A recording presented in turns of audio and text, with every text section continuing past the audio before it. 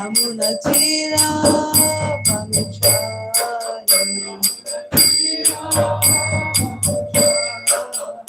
Jaya Radha Madhava Jagihari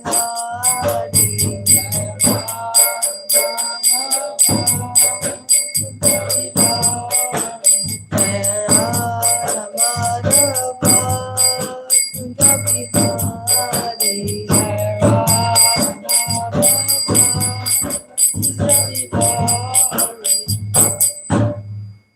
Vishpa Brahman Shukrana Sutras of His Divine Grace A.C. Bhaktivedanta Swami Srila Prabhupada Ki, ISKCON Pranacharya Srila Prabhupada Ki, Anantakoti Vaishnavani Ki, Namacharya Srila Haridas Thakur Ki, Prem Se Kaho Shri Krishna Chaitanya Prabhu Nityananda Shri Advaita Gadadhar Srivasadi Gaur Bhaktivinoda Ki, Shri Shri Radha Krishna Gopi Gopinath Shyamakul Radhikul Giri Govardhan Ki, Shri Vrindavan Dham Ki, Shri Mayapur Dham Ki, Ganga Mai Ki, Yamuna Mai Ki, Bhakti Devi Ki, Tulsi Devi Ki, Shri Harinam Sankirtan Ki, Kantaraj Srimad Bhagavatam Ki, Samaveda Bhakta Vrindi Ki, Nitai Gaur Premanandi. All glories to assembled devotees.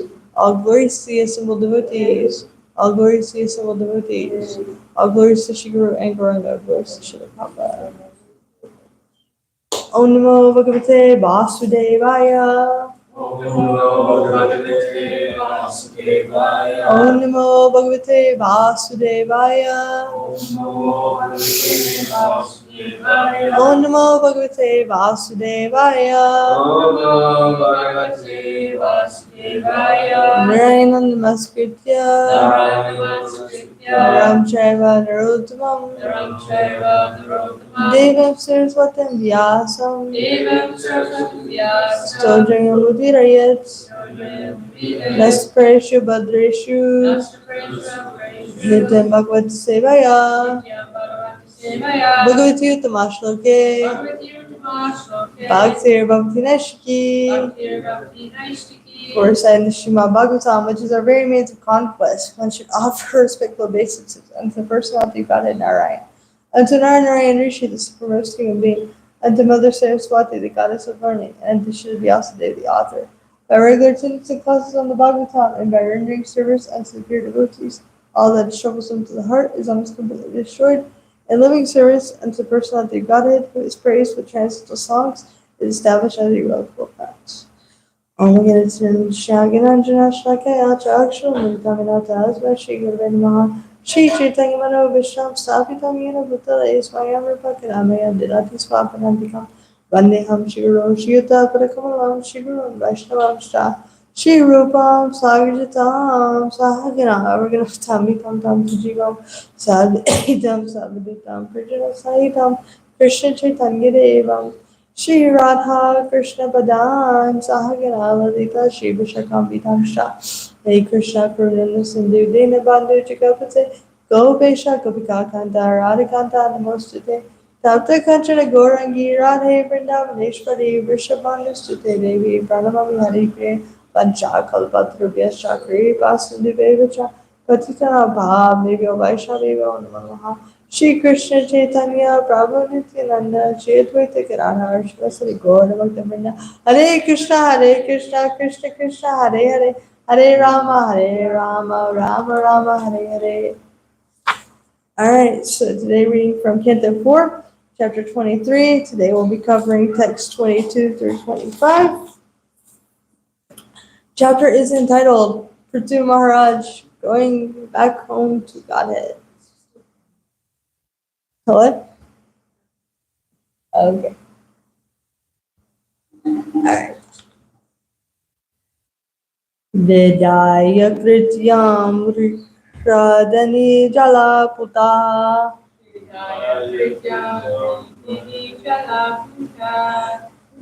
Tatbodakam Bhartur Udara Karmana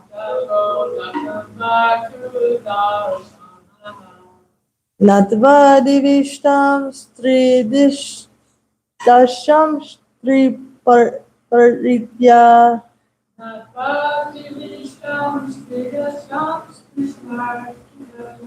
Viveshavanim Dhyati Vartri Paro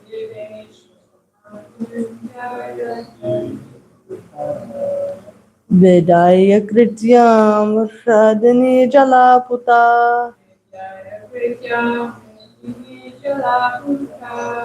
Davodakam Bhartur Udara Karmana Natva Divishtam Stridasham Striparita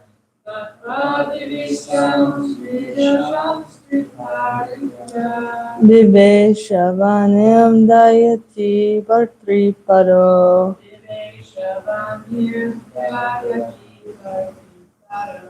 Vedaya Krityam Shradani Jalaputa Datvodakam Bharturudara Karmana Natva Divishtam Stridasham Striparitya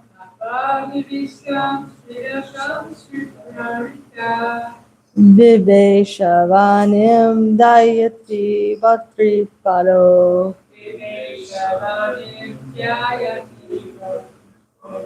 Please chant. Viraya Krityam Vridini Jalaputa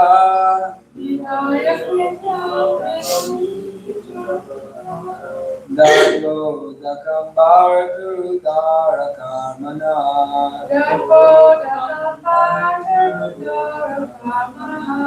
Natva Divistam Stvidasham Stviparitya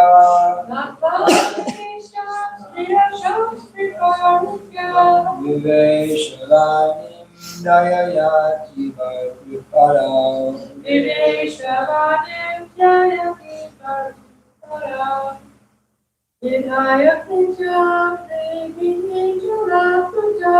Viraya Krityam Vrini Jalaputa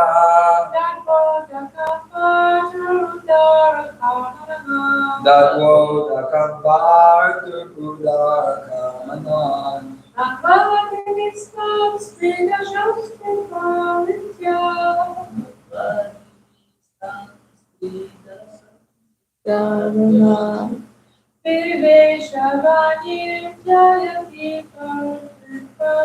Viveshavanim Dayati Bhartriparo. Let the dragon fly outside.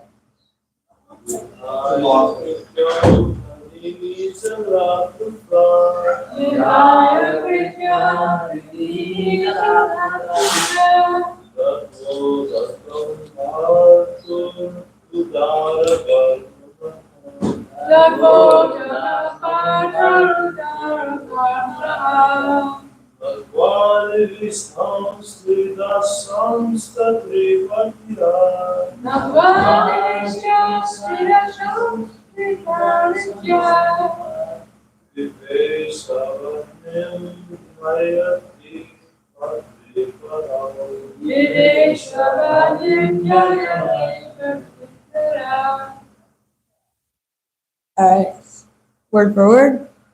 Vidaya, executing. Vrityam, the regulative function. Shradini, in the water of the river. Jala aputa, taking bath completely.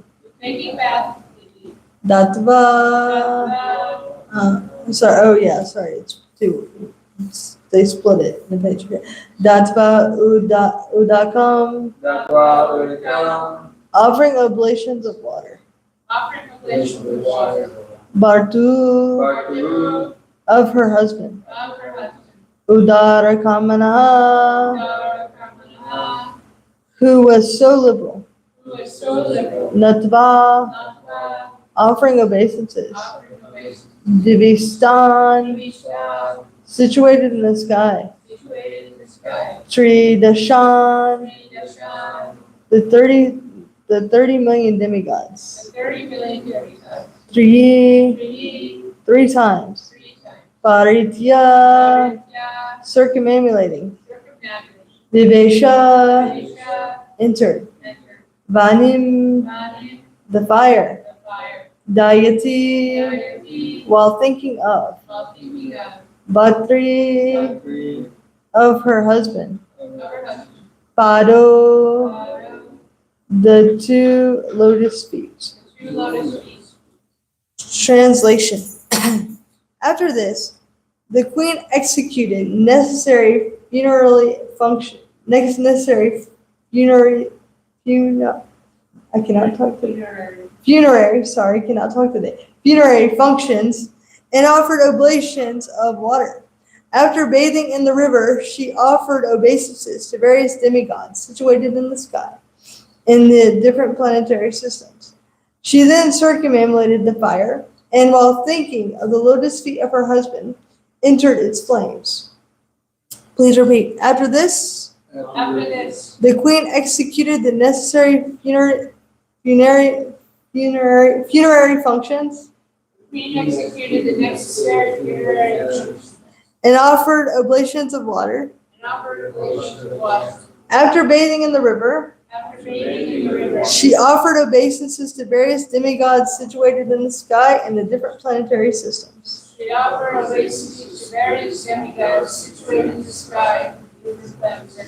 She then circumambulated the fire,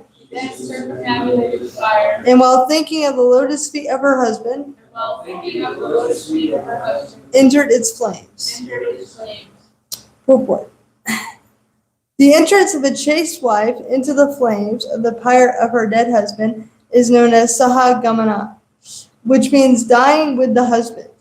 This system of sahagamana had been practiced in Vedic civilization from time immemorial. Even after the British period in India, this practice was rigidly observed, but it soon degraded to the point that even when the wife was not strong enough to enter the fire of her dead husband, the relatives would force her to enter. Thus, this practice had to be stopped.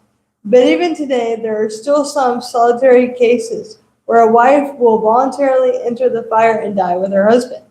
Even after 1940, we personally knew of a chaste wife who died in this way. All right, text 23. After observing this brave act performed by the chaste wife Archie, the wife of the great King Prithu,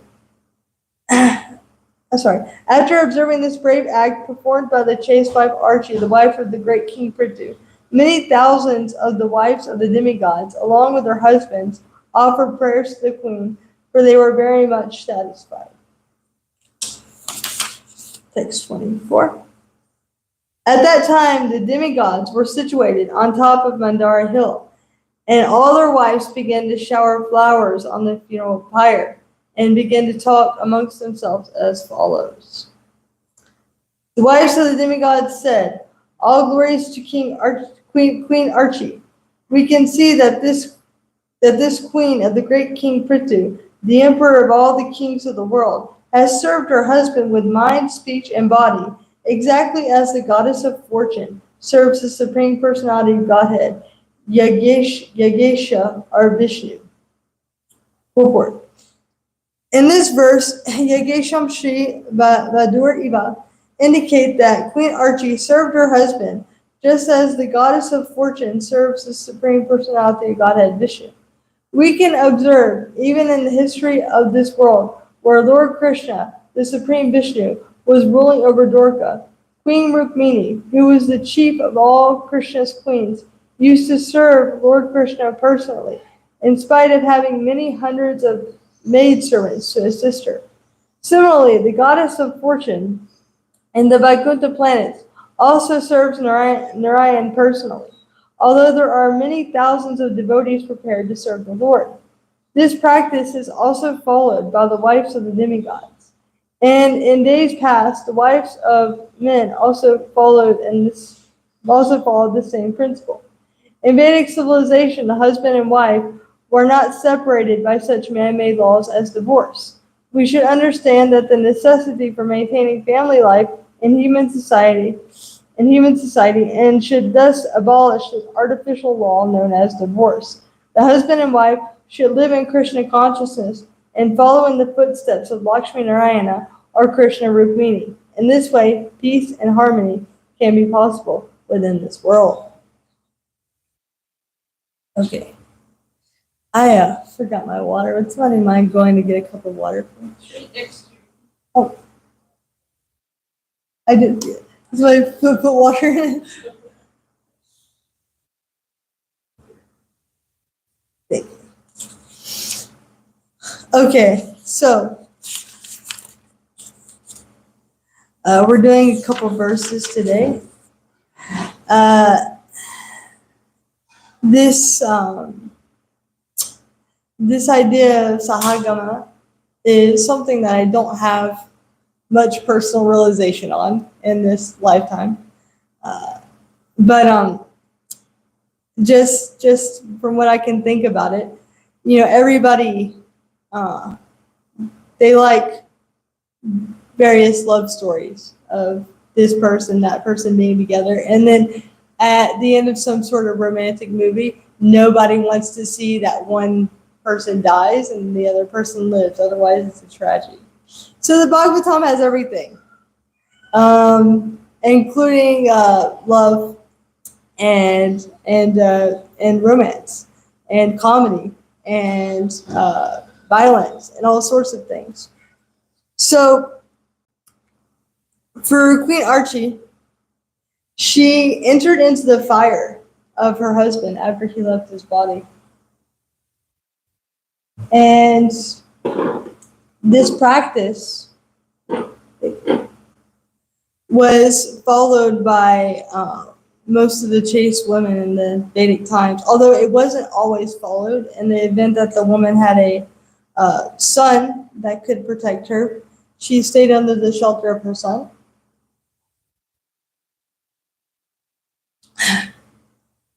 But sometimes she would do this. So another person who also did this in the history of the Bhagavatam is Gandhari. And Prabhupada writes in one of his purports, which I will read, in the first canto, after Dhritarashtra had been enlivened by Vidura, he went to the forest with his wife Gandhari. And Prabhupada says here, after Gandhari enters into the fire, Gandhari was an ideal chaste lady, a live companion of her husband, and therefore, when she saw her husband burning in the fire of mystic yoga along with his cottage of leaves, she despaired.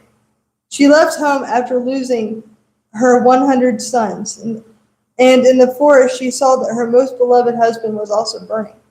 Now she actually felt alone, and therefore she entered the fire of her husband and followed her husband to death. This entering of a chaste lady into the fire of her dead husband is also called the sati right, and this action is to be considered most perfect for a woman. In a later age, this sati right became an obnoxious criminal affair because the ceremony was forced upon even an unwilling woman. In this fallen age, it is not possible for any lady to follow the sati right as chastely as it was done by Gandhari and others in past ages.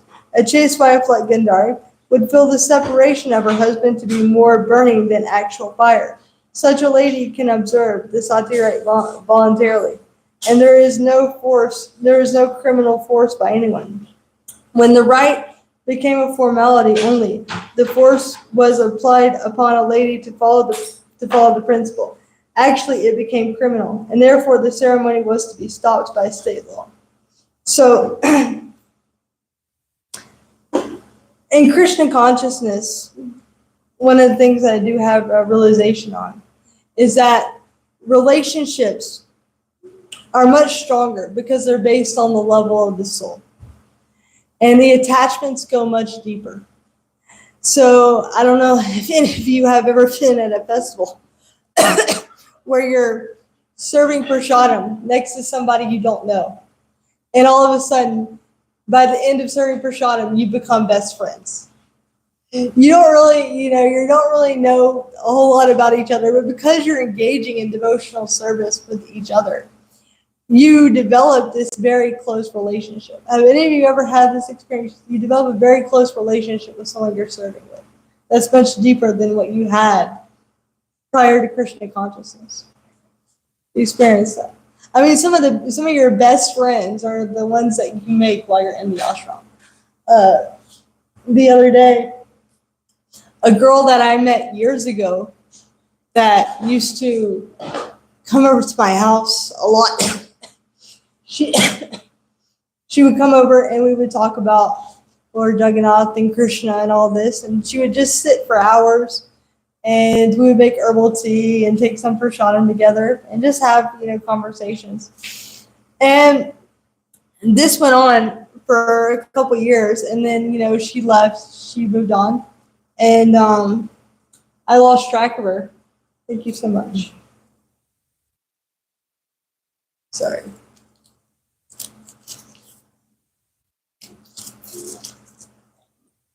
So I lost track of her. And then yesterday, she wrote me and she said, I've missed you so much. How have you been doing? And I still would think about her from time to time. What happened to this girl? Where did she end up? And I would still, feel very close to her. And then we started talking, and it kind of felt like no time had passed at all since our separation. And when you have these types of relationships that are based on keeping Krishna as the center, that are based on glorifying Krishna, what ends up happening is what Krishna describes in this Bhagavad Gita. Tushanti cha ramanti cha, listen, lightening one another in bliss. And this bliss exists when Krishna is the center. And when Krishna is being glorified and Krishna is pleased, then everything else flourishes, including relationships. So in Krishna consciousness, we see that in the Grihastha ashram, it's an ashram meant for making spiritual advancement. And the husband and the wife are serving together, and they're serving each other, and they're trying to help each other remember Krishna. And because Krishna is the center of that relationship, love grows. I personally know Grihastha couples that in their life, all they have done is preach. They've never had any kids. They just engaged in the service of the Lord throughout their whole entire marriage. Not that it's wrong to have children. I'm just giving this one example. And yet they are so close with each other that I heard the wife one time say, "Oh, without him, I am finished." And then I heard him say, "Oh, without her, I am finished. Like I need her association." And she's like, "Oh, I need his association." And I could see, wow, you guys didn't have like the normal type of like material relationship where you like court and there's like this romantic phase, and then there's like, the honeymoon phase and the children and all this. You guys follow regular principles strictly throughout your relationship. And yet you guys are closer than like most actual married couples in the material world. And this is because Krishna is the center of that relationship, and the relationship is based on developing love for Krishna. And so when this happens, you're not seeing in terms of friends and enemies. When Krishna is not the center, then we're thinking, okay, what's my mutual interest? What's your interest? What do you like? What do I like? And our relationships are based on what each other likes materially. What type of music do you like? What are your goals in life? Things like this. But what often ends up happening is that people's material interests change because we get tired of stuff. I mean, sometimes, we change our taste in music. We change our taste in clothes. We change our taste in movies. We grow out of certain things. Our life goals change. What we want to do with our life, it changes. I know someone who's had 5 different careers because they got one career and then they got bored with it, and then they went back to school, and then they got bored with it, and then they went back to school. And so when that type of thing happens, when you decide to change the course of your life like that, your relationship can go off if it's based on something material. So, but in Christian consciousness, this sweetness, this love develops. And because this love develops, when the husband takes Vanaprastha and eventually he leaves his body, the love is so much so that the wife doesn't want to be separated from him. And so she engages in what Prabhupada just referred to as sahagamana, or departing with the husband. Because ultimately the husband is serving the spiritual master and he's engaging in Krishna consciousness. He's going back to Godhead. So the wife wants to go with him naturally. Although this practice is voluntary. And we can see in the Mahabharata with the two wives of Pandu, Madri and Kunti. So Madri had her three sons, Arjuna, Bhima, and Yudhisthira. And then Madri had her two sons, Sahadev and Nakula. And so when Pandu left his body, there was actually a little bit of this argument between them over which one would go with Pandu. Because Pandu had such great character, and he was such a great husband and such a great devotee that they both wanted to go with him.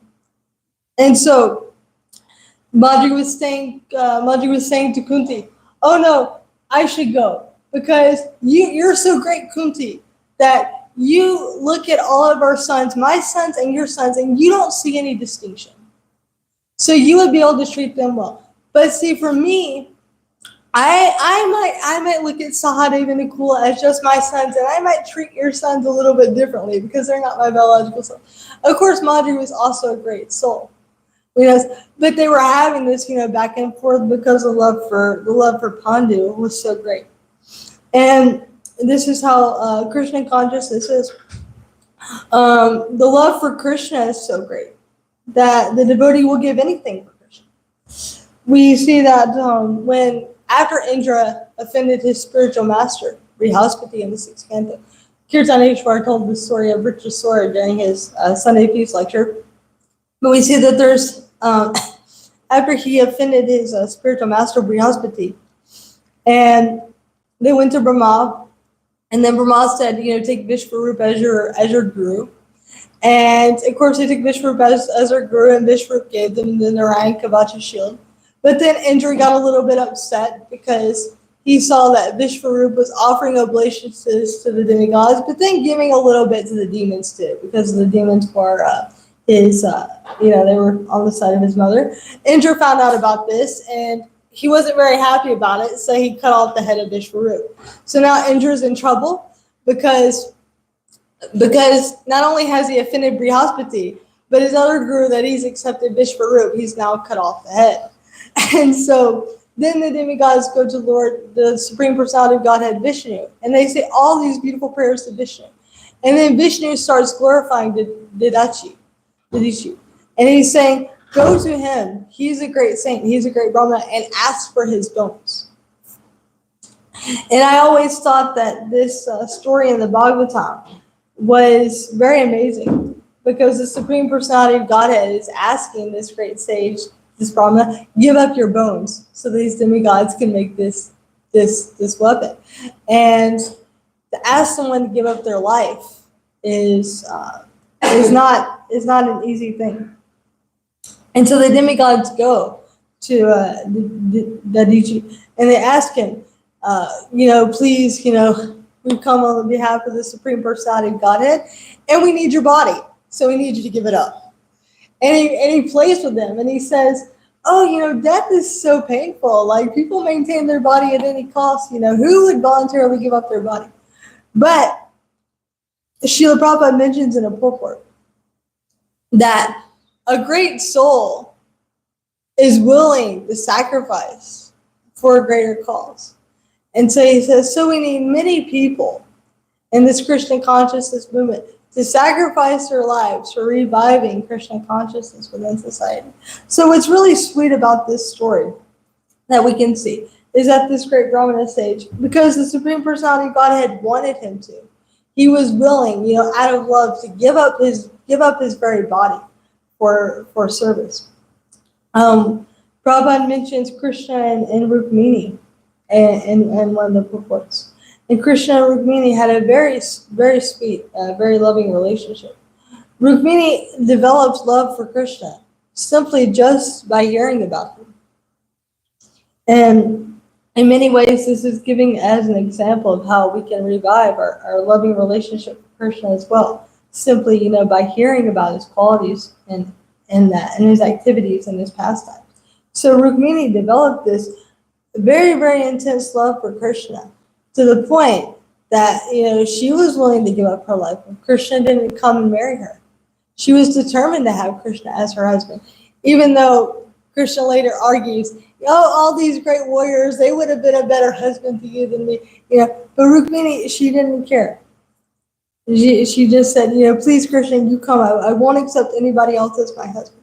And because Rukmini had that love for Krishna, Krishna says, as they surrender unto me, I reward them accordingly. So Krishna reciprocates. So Krishna also had this great love for Rukmini as well. So when she sent a message with the Brahmana to tell Krishna this, please come and marry me. I won't accept anybody else as my husband.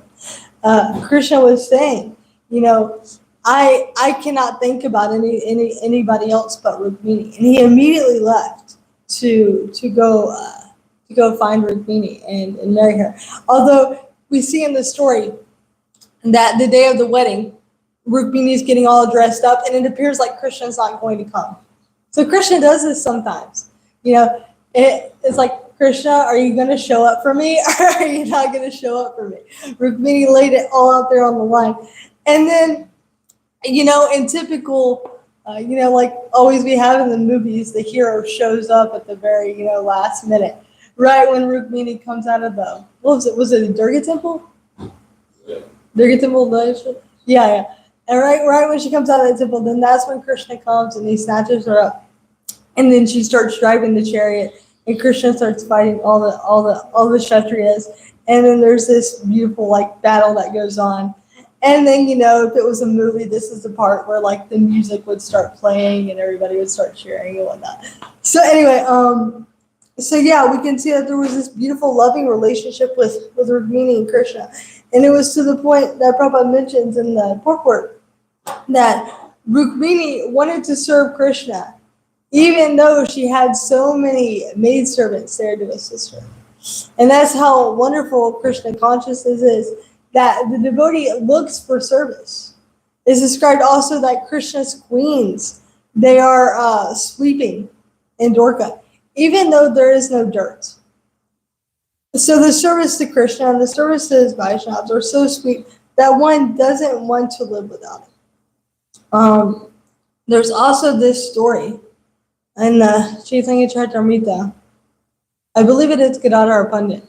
When Lord Chaitanya is going to Vrindavan, was it Gadadhar Pandit that took the vow of Kshetra Sannyas? Yeah, Gadadhar Pandit took the vow of Kshetra Sannyas, which meant that, he took a vow to stay in Jagannath Puri and worship Lord Jagannath. But when Lord Chaitanya was leaving, Gadadhar Pandit wanted to go with him. He couldn't bear separation from Lord Chaitanya. And it was to the point that he was willing to give up his vow. And vows are very serious. Now we see in Kali Yuga, people will take a vow and will break it. People get married, they don't take it very seriously. They break it. But in this time, what people did, what they said they were going to do. It was to keep your word, keep your vow was so important.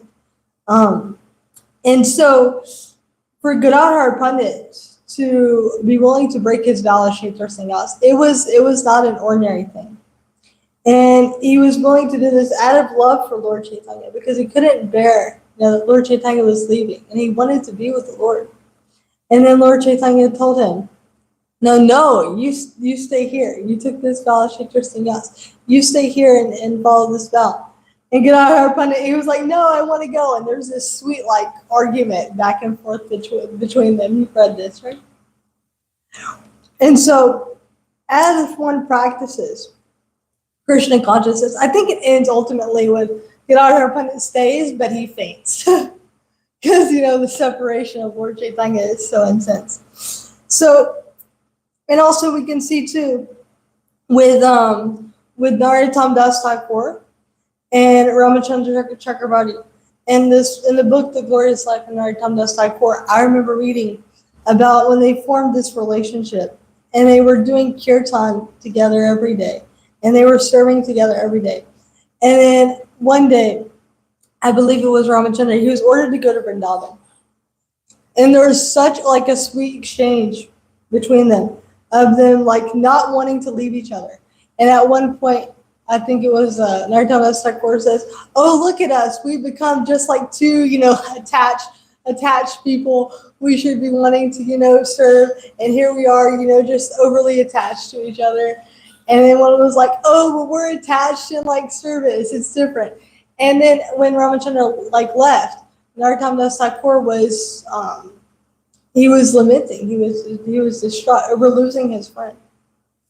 And then later, when Ramachandra had left his body, they didn't want to tell Narottam Das Thakur because they didn't want it. Because he was already feeling separation.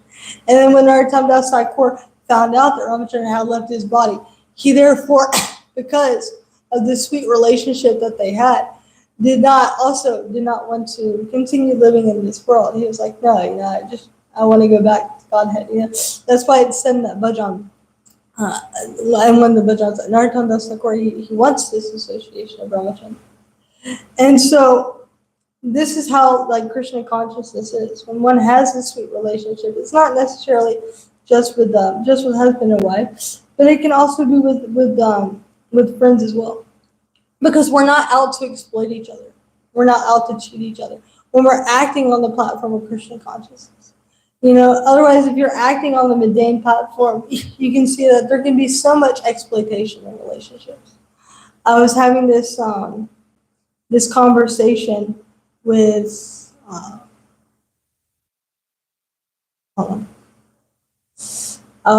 was having this conversation with Michaela yesterday.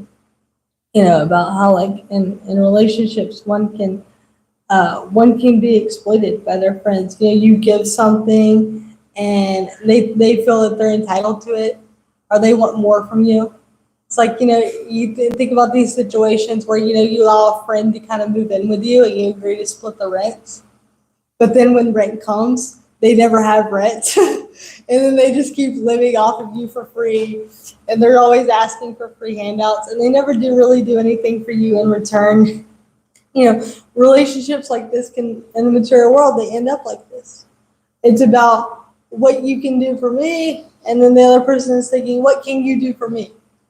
But in Krishna consciousness, the relationship is how can I serve you and how can I serve Krishna? These are the relationships that we're striving to have. And this is because devotees engage in these 6 loving exchanges with each other, that these relationships actually develop in this very sweet way.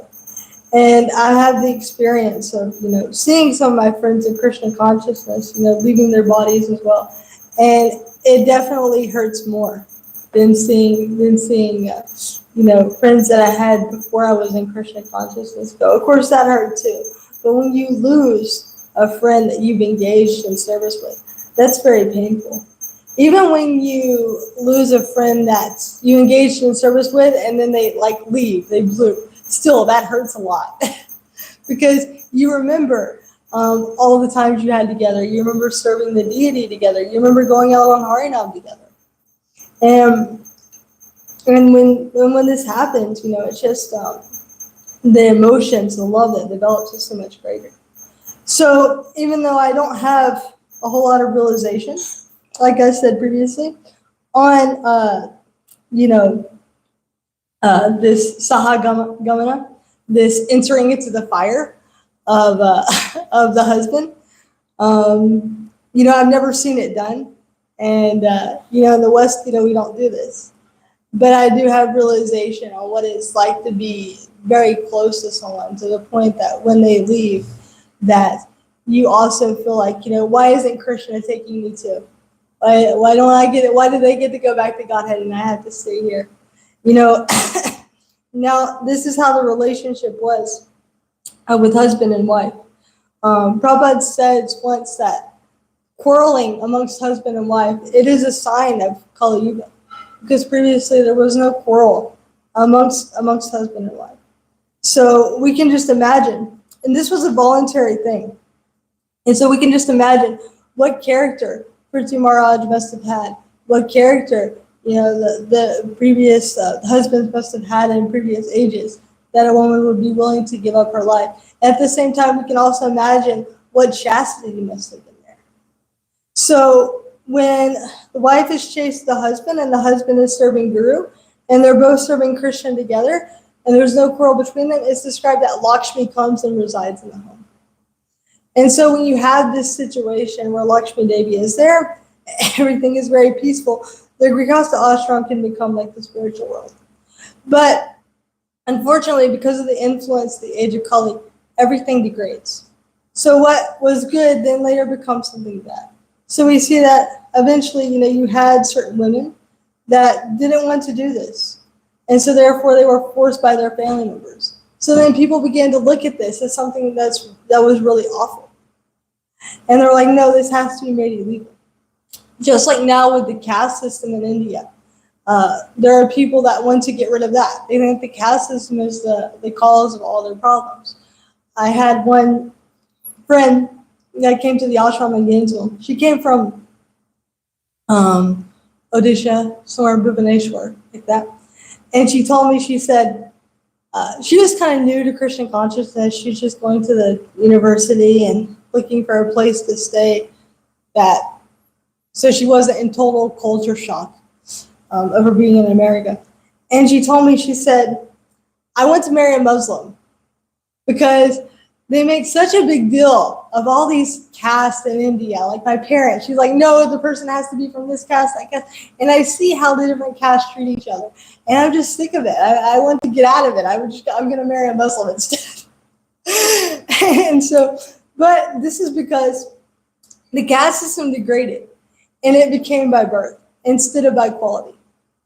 And so therefore, because it became by birth, then you had the different orders exploiting each other. And so what was originally good, what was set up by Krishna, then became something bad because people had degraded it. So just like people had degraded this act of Sahagama, then they had to outlaw it. Because things can't be forced. Just like we see also with Krishna consciousness, you can't force someone to be Krishna conscious. So that's the nature of Kali Yuga. Everything kind of degrades. So the glories of Srimad Bhagavatam is that Bhagavatam actually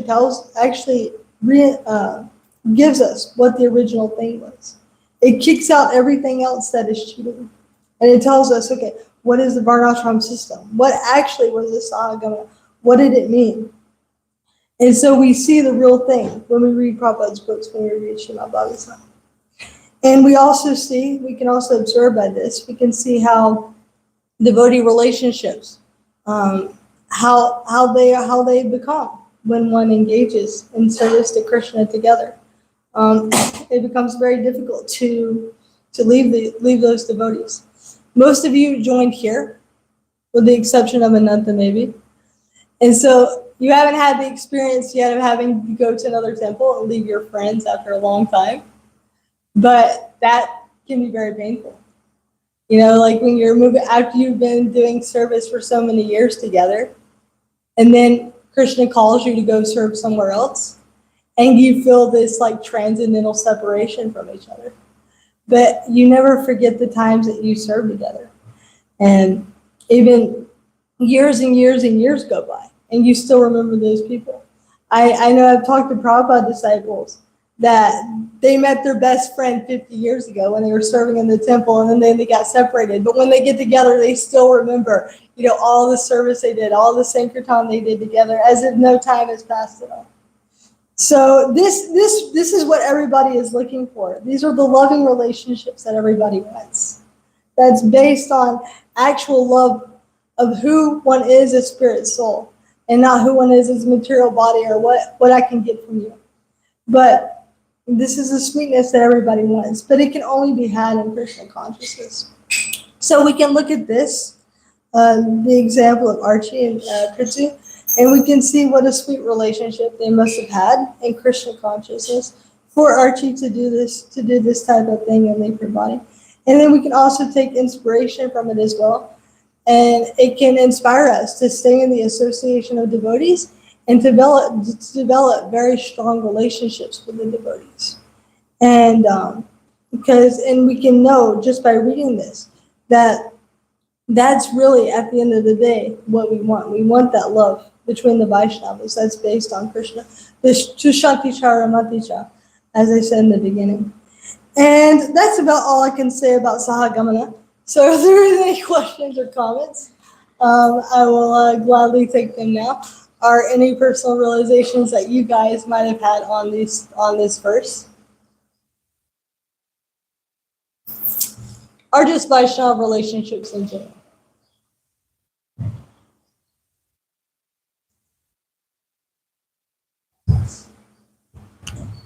I'll give you a minute to think about it because I know I talked for a long time. But you've all had sweet exchanges with each other. So if there's anything you'd like to share, go ahead. Yes.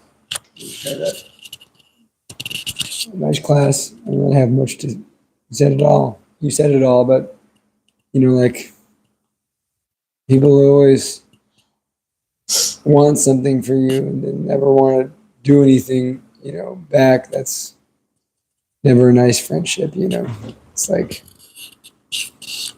it's not like it's not supposed to be an exchange, but like no one's asking for us to be like business, but like if you sometimes in the material world, friends can become like assets more than like Facebook friends or something. It's like an asset. You're an asset. I can always go to you when I need this, rather than. But otherwise, I'm not going to hang out with you. I don't really care about your life or anything like that. So, when I see my friends from the past, like school friends, I feel like I can't really connect with them on a very deep level. But we've been friends for I've had the same friends for over 20 years.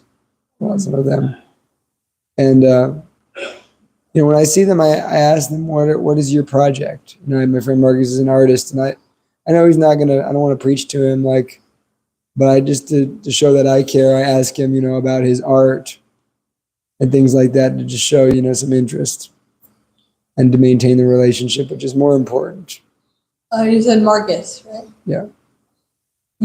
Yeah. It's maintaining a relationship, and you never know. He could take up Krishna consciousness years down the line. Someday, in October, he's getting married to a person that I was my neighbor as a baby. So I've known her since I was like 3, and I've known him since I was 4.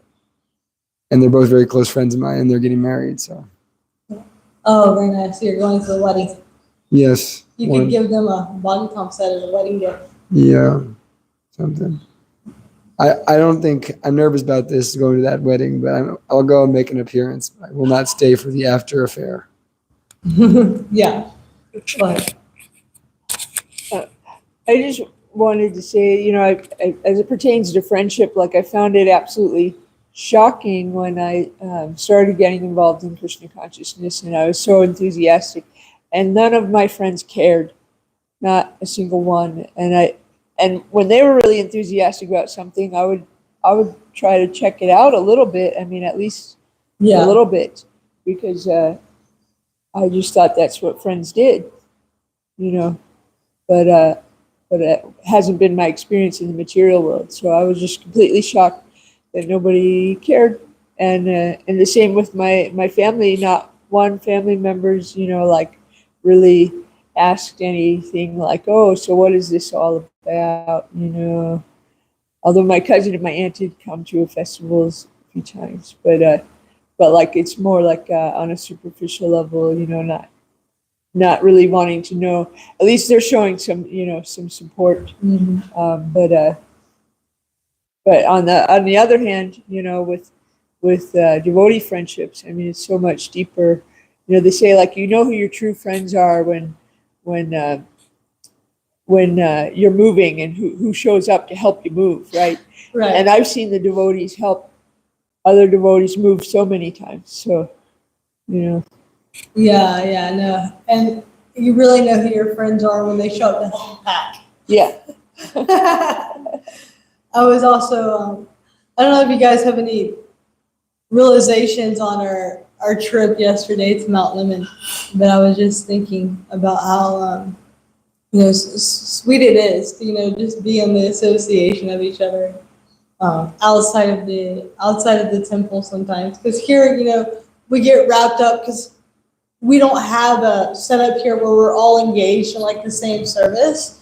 We're all engaged in like different activities, so we can get wrapped up in our own lives. But it's very nice sometimes when we go out and I actually like get to hang out as friends and do kirtan together and just talk about realizations and spend time together. And I found that to be very enlivening and very sweet. Yeah.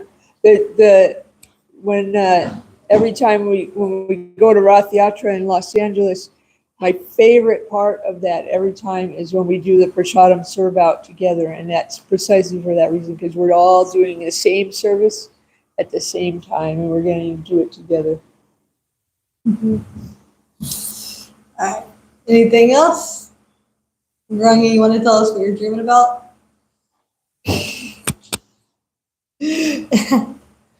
All right. What about you, Praduma? You say something? Yeah. I have to say, it was very delightful to have you yesterday, Prajuna. Very delightful to have your association. You were really enlivening and sweet to be around. Really appreciated your association yesterday. Yeah. Say that. Yeah. We don't get to hang out with Yamuna and Praduma very often. That was also very nice. But he was very sweet. He was just talking about Mayapur and enthusiastically being very polite and nice and just very sweet. It was very nice and pleasant to be around. Thank you for coming.